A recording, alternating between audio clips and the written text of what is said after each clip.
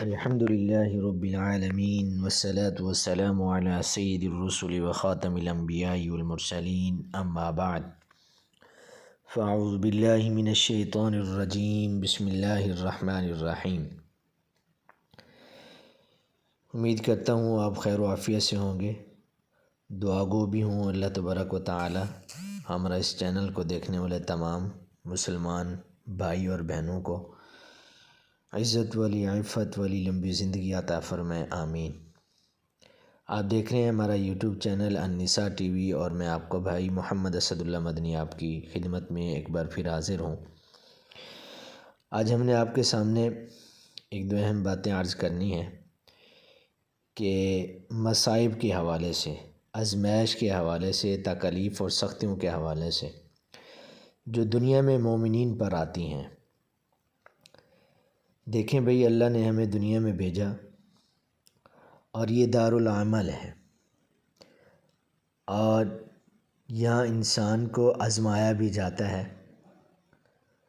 کہ انسان کن کن حالات میں اللہ کو یاد کرتا ہے اور کن حالات میں اللہ کو بھول جاتا ہے۔ سب سے پہلی بات یہ سمجھیں، فراوانی، خوشی کی زندگی، تنگی کے حالات، فقر و فاقہ، مصیبتوں کا آنا، تکالیف کا آنا، یہ سب میرے اللہ کی طرف سے ہوتا ہے۔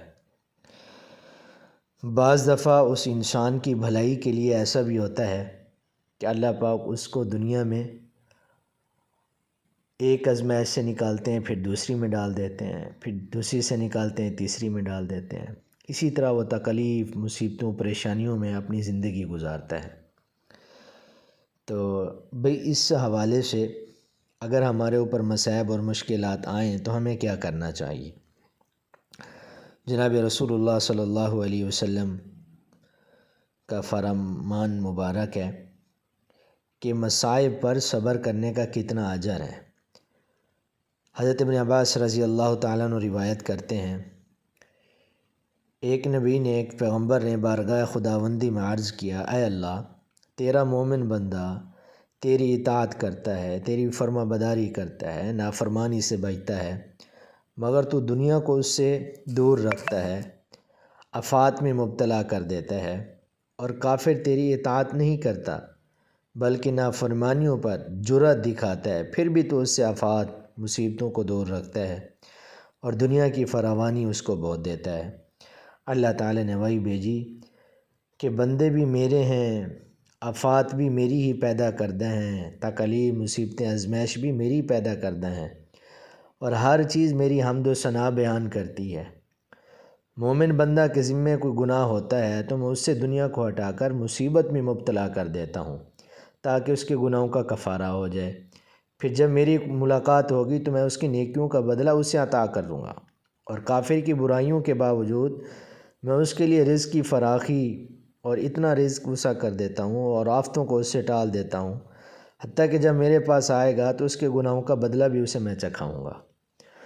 تو دیکھیں جی، مومن بندے کے بارے میں جناب رسول اللہ صلی اللہ علیہ وسلم نے ارشاد فرمایا ہے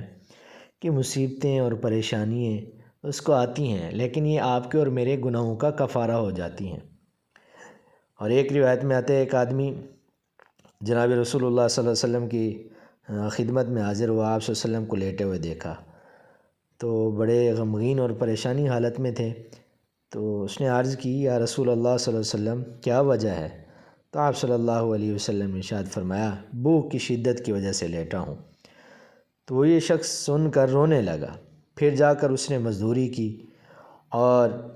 پانی کے چند ڈول کہہ لیں، کھجوروں کے عوض اس نے نکالے اور کھجوریں لے کر حاضر خدمت ہوا۔ حضور نبی اکرم صلی اللہ علیہ وسلم نے ارشاد فرمایا، میرا خیال ہے تو نے یہ کام میرے ساتھ محبت کی وجہ سے کیا ہے۔ عشق تھا۔ آپ صلی اللہ علیہ وسلم کی اس حالت کو دیکھ کے اس سے رہا نہ گیا، اس نے گیا، وہ مزدوری کی، سارا کچھ کھجوریں آپ کی خدمت میں پیش کی۔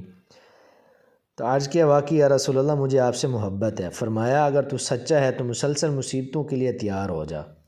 خدا کی قسم میرے ساتھ محبت رکھنے والوں کی طرف مصیبتیں اس سیلاب سے بھی زیادہ تیزی کے ساتھ آتی ہیں جو پہاڑ کی بلندی سے نیچے گڑھے میں گر رہا ہو۔ تو دیکھیں بھئی، جو اللہ اور اس کے رسول کے ساتھ محبت کرتا ہے اس کی محبت سے اپنے آپ کو سرشار رکھتا ہے تو اس کے اوپر تکلیفیں اور مصیبتیں بھی بہت زیادہ آتی ہیں، تو ہمیں صبر و تحمل کا مظاہرہ کرنا چاہیے۔ ہمارے معاش و سماج میں یہ ہے، جب کسی کی زندگی میں اس کے حالات آتے ہیں تکلیف کے، پریشانی کے، مصیبتوں کے، تو پھر ہمارے اکثر لوگ ان کو کہتے ہیں دیکھیں جی یہ انتہائی برا آدمی تھا، اللہ نے دنیا میں اس کو عذاب دے دیا ہے، اس کی زندگی بہت اجیران ہو گئی ہے، مشکل حالات میں یہ زندگی گزار رہا ہے، یہ اللہ کا ناپسندیدہ بندہ تھا۔ تو بھئی دیکھیں حدیث کی روشنی میں جناب رسول اللہ صلی اللہ علیہ وسلم نے ارشاد فرمایا، جو مجھ سے محبت کرتا ہے اور میری محبت کی وجہ سے یہ سارا کچھ دیکھتا ہے، تکلیف محسوس کرتا ہے، اس کے اوپر سختیاں بھی آتی ہیں، اس کے اوپر آزمائش بھی آتی ہیں، تو ہمیں بھائی ہر حال میں اللہ کا شکر ادا کرنا چاہیے۔ حسن بصری رحمۃ اللہ علیہ بہت مشہور وہ ہیں،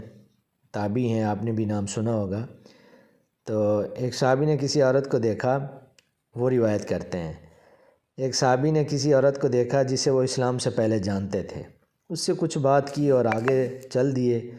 مگر پھر پیچھے مڑ کر آئے، دیکھنے لگے وہ چلی جا رہی تھی کہیں، یہ ایک دیوار سے ٹکرائے جس سے چہرہ پر کیا آ گیا، نشان آ گیا۔ حضور نبی اکرم صلی اللہ علیہ وسلم کی خدمت عالیہ میں حاضر ہو کر اپنا قصہ بیان کیا، تو آپ صلی اللہ علیہ وسلم ارشاد فرمایا، اللہ تعالیٰ جب کسی بندے سے بھلائی کا ارادہ فرماتے ہیں تو اس کی سزا کو دنیا ہی میں چکا دیتے ہیں۔ تو بھئی دیکھیں اگر ہمیں چھوٹی موٹی کوئی بھی مصیبت، کوئی بھی پریشانی آتی ہے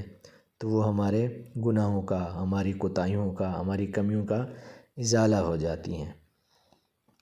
پتہ چلا دنیا میں مصیبتیں اگر گناہوں کی وجہ سے آتی ہیں، جس طرح ہم نے آپ کو بتایا ہے